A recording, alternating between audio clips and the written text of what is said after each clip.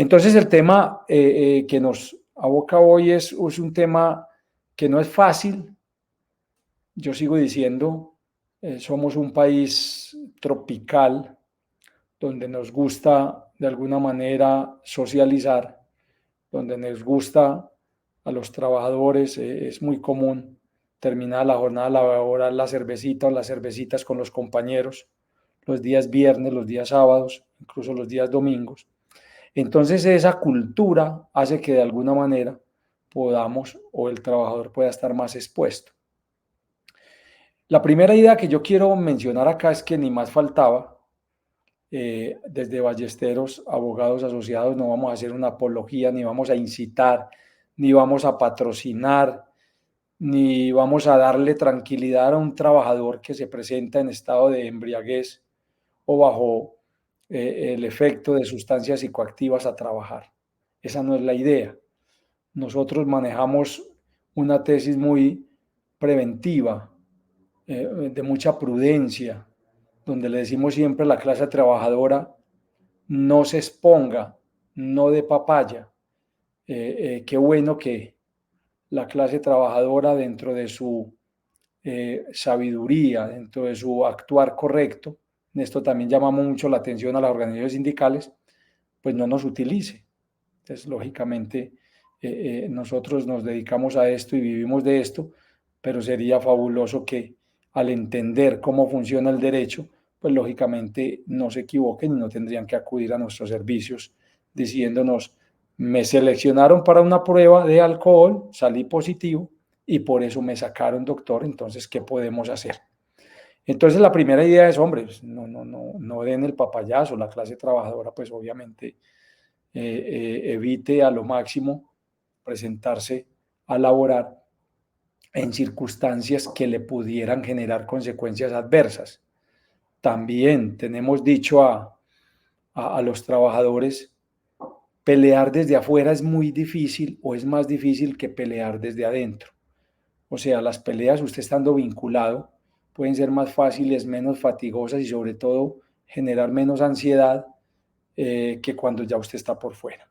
Entonces hay una primera idea y es, no hay que dar papaya y hay que cumplir en la forma como establecen los reglamentos la prestación del servicio.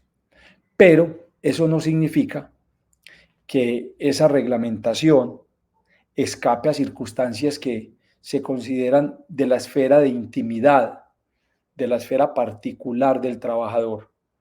Y esa es la razón por la cual hoy el consumo de alcohol y el manejo de sustancias psicoactivas ha impactado las relaciones laborales de manera eh, eh, positiva, en el sentido que ya no se mira objetivamente la ocurrencia de la falta, si se quiere llamar falta, es decir, de la detección en el organismo de un trabajador de alcohol o de sustancia psicoactiva, sino que se tiene que ir más allá de esa simple detección.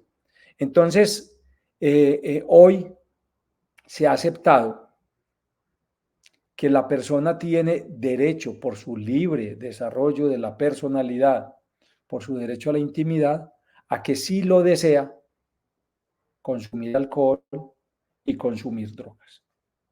Recuérdese que desde el derecho penal, hace bastante rato, nuestro ordenamiento despenalizó la prohibición de la famosa dosis mínima de materia de sustancias psicoactivas. Entonces, la despenalización de ello, pues obviamente permite que en el ordenamiento, por un asunto de libre desarrollo de la personalidad, se consuma en esas dosis mínimas droga. Entonces eso, como se quiera ver, entonces un avance de las sociedades liberales contemporáneas, o dicen, no, ¿para dónde vamos? Como dicen las mamás de uno, ¿para dónde vamos permitiéndose ya eso? Bueno, pero en últimas se protege la individualidad. Entonces esa protección en otras esferas del derecho ya impactó al derecho laboral, incluso al derecho de la seguridad social, y tiene efectos importantes, que son de los que vamos a hablar hoy. Y tiene efectos en el derecho laboral individual, en relación con la estabilidad y tiene efectos en el derecho de la seguridad social cuando, por ejemplo,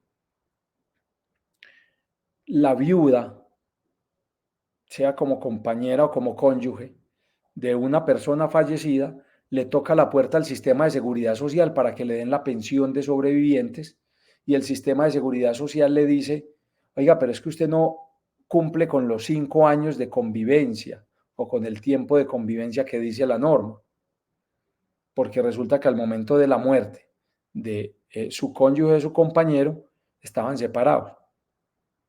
Y la cónyuge dice, sí, yo me separé de él, de cuerpos, porque él cada vez que llegaba borracho me pegaba.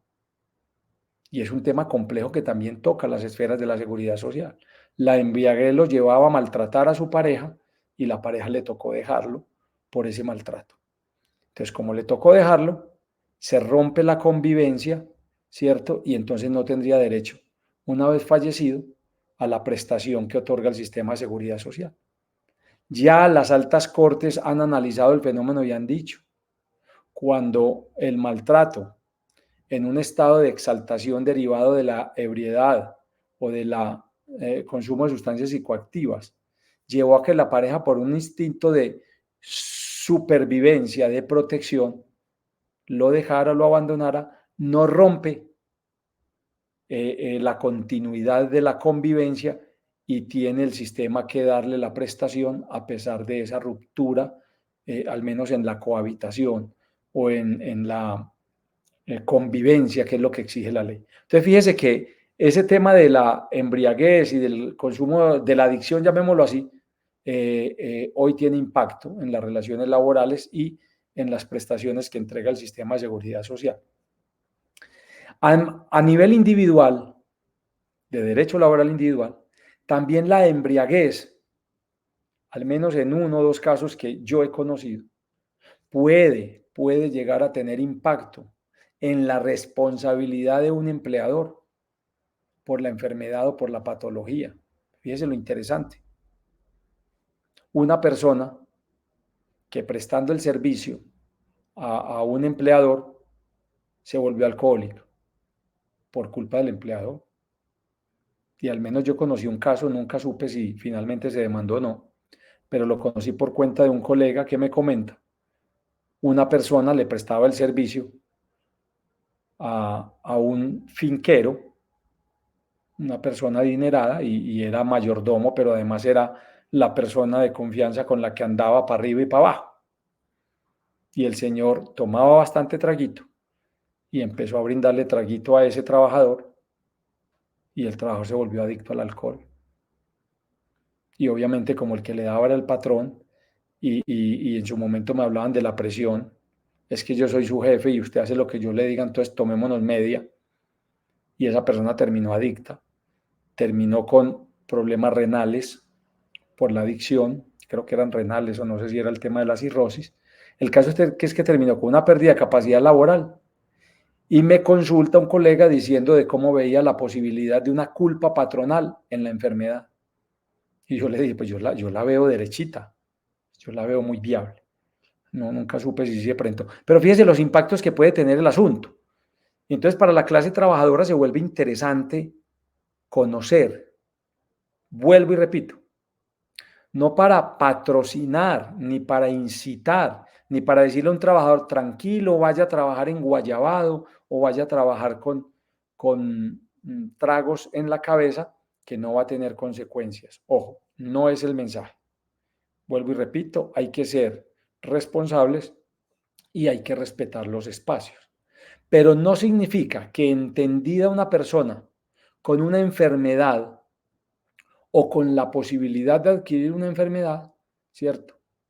Que ese solo hecho lo vaya a llevar a que le terminen la fuente de ingresos retirándolo de el servicio con justa causa.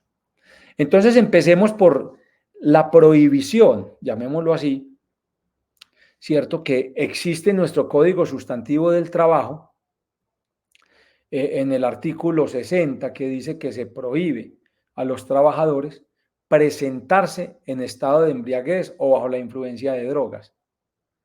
Así dice la norma y lógicamente eso está calificado como un incumplimiento grave de una prohibición que da lugar entonces al despido con justa causa.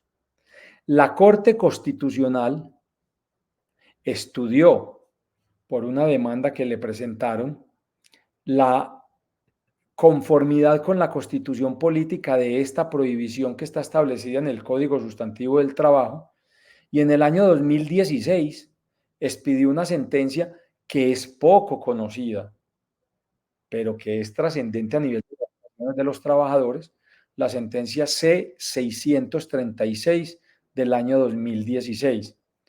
En esta sentencia la Corte concluyó, al analizar la prohibición que les acabo de mencionar del Código Sustantivo, que la norma por sí sola no es inconstitucional, es decir, que se adecúa a la Carta Política, ¿cierto?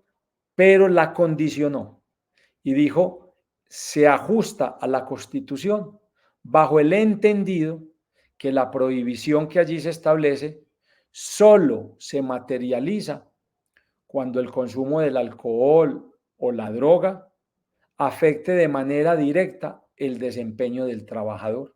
Fíjense en la importancia. Entonces, la Corte lo que hizo fue agregar a la prohibición de la código, agregar una carga probatoria para el empleador que quiera alegar esa justa causa para terminarle la estabilidad a un trabajador. La Corte lo que terminó diciendo es, si lo va a despedir por eso, lo puede hacer siempre y cuando usted sea capaz de acreditar que el consumo del alcohol o que el haber llegado bajo los efectos de alguna droga le afecta el cumplimiento de las funciones. ¿Y quién tiene que demostrar eso? El empleador. Puede que no sea carga fácil. Entonces hay un primer momento, que es en el año 2016, cuando la Corte saca la sentencia, que lógicamente vienen las interpretaciones y tensiones de cómo se aplica lo definido por la Corte. Entonces la primera idea es que hay una carga probatoria de parte del empleador. No solo acredite que la persona estaba con grado de alcohol o con un grado de una sustancia tóxica, llamémoslo así, al menos enervante, sino que además tiene que demostrar que el estar bajo el influjo de ese alcohol o de esa sustancia enervante, ¿cierto?, afecta el normal desempeño de las funciones de esa persona. Eso es una carga. Si no lo demuestra, pues lógicamente el despido con justa causa y se darán las consecuencias de ley. Eso va de la mano con lo que les hablaba de que en Colombia se permite el consumo mínimo y lógicamente el alcohol no tiene tope. Permite el consumo mínimo de sustancias como la cocaína, la marihuana y todas estas drogas que se conocen como narcóticas, pero en el tema del alcohol no. A uno le llama la atención que esto simplemente es como un comentario suelto, que aquí en Colombia el tema del alcohol es muy complejo porque, pues primero por lo que hablaba del factor cultural. Nosotros tenemos por cultura una costumbre de que todos lo celebramos con una cervecita, pero además de eso, el tema de que no se ponga ningún tipo de límite para el consumo y que inclusive la salud y la educación en Colombia se financian en un porcentaje muy alto del consumo de alcohol, ¿cierto? Esa parte resulta siendo bastante simpática, me imagino que es una fuente importante de impuestos que se van para financiar la salud y la educación. Pero entonces eso se vuelve difícil. Vemos por ahí que hay un comercial en la televisión donde la última y nos vamos y terminan despidiendo al fulano que no se pudo controlar y llegó a la oficina en estado de embriaguez y obviamente lo sacaron. Y ahí se ve que sale con la cajita por la última y nos vamos. Entonces esa parte no resulta fácil. ¿Qué es lo que hay hoy? Llamémoslo así como protección, que se armoniza con la libertad que tenemos las personas de decidir si consumimos o no consumimos alcohol, si consumimos o no consumimos droga, es si no le afecta la labor que hace, no lo puede despedir por tener en su cuerpo trazas de alcohol o de alguna sustancia psicoactiva. Entonces, a partir de la sentencia en el año 2016, empiezan a llegar los procesos a la Corte Suprema de Justicia y lógicamente se empieza a labrar la jurisprudencia en esos términos. La Corte empieza a estudiar las situaciones y a exigir probatoriamente que se fueran presentando, ¿cierto? La prueba en cada caso de que ese consumo o el haberse presentado bajo los efectos del alcohol o de droga incidía en el desempeño del trabajador, sea porque trabajara con menos eficiencia, sea porque hubiera más tendencia al error, sea porque un trabajador entonces estaba sacando piezas más defectuosas o se estaba equivocando en su función o bajo el promedio porque siempre sacaba 50 piezas en el turno y el día que estaba a los efectos del sacó solo sacó 20. Eso lo tiene que demostrar el empleador. Entonces no termina siendo fácil la prueba del asunto para el empleador.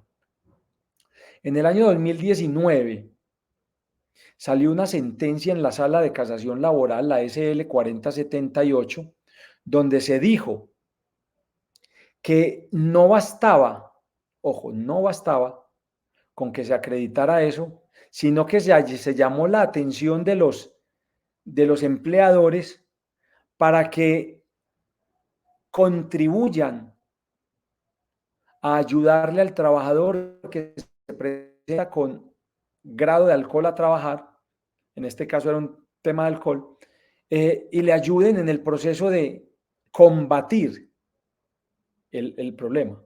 Porque dice la Corte, no es normal que una persona que tenga un empleo, que sepa que no se puede presentar con grado de alcohol, lo haga. Entonces la Corte parte de la idea de que esa persona o está sufriendo una patología, algún nivel de adicción, o va a sufrir el nivel de adicción. Entonces le llama la atención al empleador para decir, hay que ayudarle. En vez de echarlo o de sancionarlo disciplinariamente, mire a ver si ese trabajador está enfermo y necesita ayuda. Esa sentencia es importante porque abrió los ojos por primera vez al deber de solidaridad del empleador, ¿cierto? Y le dijo, venga, no lo eche. Usted tiene un deber de garantía y seguridad y salud en sus trabajadores. Entonces, ¿por qué no saca campañas de prevención? ¿Por qué no se inventa o diseña un protocolo para evitar consumo de alcohol y todo eso? Ojo, y de ahí nacieron muchas empresas y empleadores muy juiciosos. A partir de esta sentencia empezaron a adecuar en sus reglamentos internos de trabajo o en los manuales de lo que antes llamábamos salud ocupacional, seguridad y salud en el trabajo, manuales y protocolos para efectos de sacar política de consumo de alcohol y de drogas psicoactivas, no de consumo, sino para evitar el consumo. Y empezaron a manejar un tema preventivo. Y la Corte posteriormente, moldeando su criterio, dijo, venga, pero además de que usted saque esa cartillita o haga esas campañas con sus trabajadores, ¿usted qué seguimiento le está haciendo para ver su efectividad? Porque la Corte dijo, es que el empleador tampoco tiene que aguantarse a un trabajador que no se deja ayudar. La Corte dijo, si usted como empleador fue juicioso en armonía con la ARL o con la EPS, sacó campañas de prevención, si usted tiene el protocolo para embriaguez y para sustancias psicoactivas en la empresa, si le hace seguimiento, si usted es juicioso en eso y aún así el trabajador se resiste a someterse a esos procesos, a los procedimientos, lógicamente usted no tiene por qué aguantárselo y daría lugar a sacarlo con justa causa después de demostrar de que el consumo le interfiere en el trabajo, de que usted intentó ayudarlo con los protocolos y que tiene el montaje en la empresa para ello, pues usted lo puede sacar, ojo, a partir de demostrar que hizo lo posible para que el trabajador o no cayera en adicción, o si estaba en la adicción, pues saliera de ella. Esto no es fácil, porque vuelvo y repito, no es un asunto que se facilite en el tema de manejo, pero la Corte hoy, con ese sentido de protección al trabajador, todos los días está siendo un poquitico más estricta en definir que no es tirar a la calle al trabajador que está adquiriendo una enfermedad o que ya la tiene, ¿cierto? Sino de procurar cómo se le ayuda antes de sacarlo. Y la Corte empezó a meter en sus decisiones los criterios de la Organización Internacional del Trabajo de la OIT, porque se ha pronunciado a través de recomendaciones, diciendo, la OIT ha dicho, hombre, antes de sancionar al trabajador, tenga una especie de procedimiento paralelo o previo de ayuda. Y la la OIT ha recomendado eso, y la Corte Suprema de Justicia ha accedido a aceptar esas recomendaciones. Y entonces, desde ese momento, la OIT dijo, es que no miren el problema como un problema laboral, miren el problema como un problema de salud. Y desde ese punto de vista, mirándolo como un problema de salud, entra la obligación, tanto del empleador como de los organismos de salud a los cuales esté afiliado, de sacar los procedimientos de asesorar, tratar, rehabilitar a la persona que está inmersa en el problema, ¿cierto? Y si no es posible, básicamente porque el trabajador se resista, vendrá el trámite de un proceso disciplinario e incluso de la terminación del contrato de trabajo con justa causa. ¿Cuál es el reto? El reto es que sean organizados o juiciosos en las respectivas empresas, porque si no lo son, el trabajador que se ve inmerso en un proceso disciplinario o en el despido alegando el consumo, lo primero que tiene que averiguar es, ¿la empresa tenía protocolos para tratar el alcoholismo y el consumo de drogas? Si la respuesta es no, casi que automáticamente ese despido o esa sanción disciplinaria deviene ilegal y tendría que darse las consecuencias establecidas en la ley de acuerdo al caso concreto. Eso es muy importante que se tenga en cuenta y que se maneje de esa manera, porque vuelvo y repito, es la forma como hoy la jurisprudencia está tratando el tema y da lugar a las protecciones relacionadas con un despido sin justa causa. Y recuérdese que el despido sin justa causa puede dar lugar o al reintegro, si hay una cláusula de estabilidad en la empresa, si hay una estabilidad reforzada, un fuero de salud, el alcoholismo mismo es una patología que entonces amerita que se tenga que pedir autorización para efectos del despido, si se tiene fuero sindical, lógicamente, si se está en alguna de las fueros de constitucionalidad para efectos de la estabilidad, como por ejemplo prepensionable, por ejemplo cabeza de familia, por ejemplo los temas que les digo de discapacidad, los temas relacionados con la protección del embarazo y la extensión a la paternidad, etcétera. Entonces, la última sentencia que sacó la Sala de Casación Laboral sobre el asunto, que es la SL 771 de este año, del 13 de marzo con precisión, trató un tema bien interesante, sobre consumo de droga. Y para mí es una sentencia icónica porque solo tuvo una disidencia, solo tuvo un salvamento de voto y es muy reciente. Y resulta siendo muy interesante porque se trataba de una persona que tenía como cargo la conducción de un vehículo que a su vez cargaba explosivos. Le hacen una prueba aleatoria en la empresa, salió con trazas de marihuana, le inician el proceso y lo despiden diciendo que la traza de marihuana le generaba haberse presentado a laborar con consumo de marihuana y que lógicamente eso estaba prohibido. Se tramita el proceso Imagina, el despido fue desde el año 2014 y apenas fue fallado este año en el 2024 por la Corte Suprema de Justicia. Y la Corte analiza y llega a la misma conclusión de lo que les he hablado. Uno, la Corte Constitucional dice, o dijo en el año 2016, que únicamente si se demuestra por parte del empleador que el consumo genera problemas en el desempeño del trabajador, ¿cierto? Puede patrocinarse la causal justa de despido.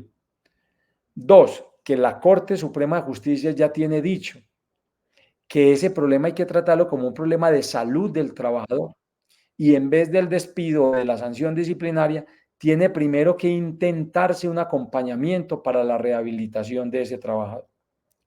Y tres, que las normas internacionales, especialmente las recomendaciones de la Organización Internacional del Trabajo, OIT, señalan que antes de sancionar, de despedir, debe acompañarse a través de un programa bien estructurado que le facilite al trabajador que está ingresando a esos oscuros campos de la adicción, no ingresar a ellos, o el que ya lo tiene, salir de él. Eso es lo que se le pide a los empleadores por parte de los jueces y de la Organización Internacional del Trabajo. Y esto lleva a repercusiones aún más importantes, porque, ojo, nosotros hemos tenido casos en la firma, y al menos un caso exitoso, donde una persona con adicción a una sustancia psicoactiva mezclada con el alcohol presentó renuncia en un momento de excitación derivado de la alteración mental por la droga que consumía, presentó renuncia a su empleador, el empleador se la aceptó, salió del trabajo y posteriormente se presentó una demanda ordinaria donde se pedía la ineficacia del acto del empleador de aceptar la renuncia por cuanto no estaba en plenitud de facultades mentales. Ojo, lo mismo puede suceder con la persona con alcoholismo que presenta una renuncia al cargo. Entonces hay que estar muy atentos a todos estos casos porque pueden tener consecuencias positivas para el trabajador al haberse aceptado la ruptura del vínculo a pesar de tener una condición patológica mental derivada del consumo o de alcohol o de alguna droga enervante. Entonces eso es importante tenerlo en cuenta. Nosotros acabamos de tener un proceso donde en una universidad despiden a un trabajador por el alcoholismo. Lo sacaron porque que no se aguantaban las quejas de los compañeros, el permanente olor a tufo, porque la persona ya estaba en una situación donde no se daba cuenta de su presentación personal, entonces acudía al sitio de labores, que era oficina, con la misma ropa, con mal olor, entonces ya descuidaban su aseo personal, etc. Nosotros presentamos la demanda diciendo no lo podían sacar, es que eso es agravarle el problema, es una persona enferma, y entonces usted lo tira a la calle a que quede por fuera sin seguridad social, sin quien le atienda el problema de adicción, sin ingreso, lógicamente usted lo va a hundir más en el problema. Y logramos que en primera instancia ya se ordenó el reintegro de esa persona, precisamente alegando toda esta normatividad, ¿cierto? Estamos en espera de que el tribunal resuelva la segunda instancia. Consideramos de que no habría razones para revocar la decisión que ordenó su reintegro y lógicamente esa debe ser hoy, bajo el criterio jurisprudencial, la actuación que se espera de los jueces y lógicamente ese criterio jurisprudencial que está vigente debe llevar a que los empleadores manejen con mayor mesura el tema y desde ese punto de vista se priven de los despidos y las sanciones disciplinarias cuando la causal es descubrir trazas o residuos o muestras de consumo de alcohol o drogas en el cuerpo de los trabajadores y más que sancionarlos, es acompañarlos para lograr su rehabilitación. Esa es más o menos la idea de lo que hoy les queríamos comentar. ¿Cuál es la recomendación entonces que se tiene a nivel de sindicatos? Nosotros venimos sugiriendo la redacción en pliegos de peticiones de solicitudes que tengan que ver con esto. En la firma hemos asesorado a varias organizaciones sindicales para que dentro de los pliegos prevengan esta situación y logren de que se incluya una cláusula en las convenciones colectivas donde el empleador siga de manera estricta un protocolo que se redacte y diseñe en compañía de la organización sindical y se lleve a cláusula o norma convencional para garantizar que no se va a abusar de ese derecho que está establecido en la ley de despedir a un trabajador cuando se presente a laborar bajo el influjo de sustancias psicoactivas. Todas las dudas con las que uno le dicen los trabajadores, ojo, y vuelvo como empecé la charla, la voy a terminar así, no dar papaya. Doctor, es que yo sí me tomé anoche unas cervecitas. Y yo creo que todos sabemos qué significa cuando dicen me tomé unas cervecitas. Entonces van y les hacen la prueba y sale positiva. Yo siempre digo, es mejor no tenerse que entrar a defender ni a pelear este tipo de asuntos. Es mejor ser conscientes y no dar la papaya. Pero cuando sucede, lógicamente es importante entender cómo se hace.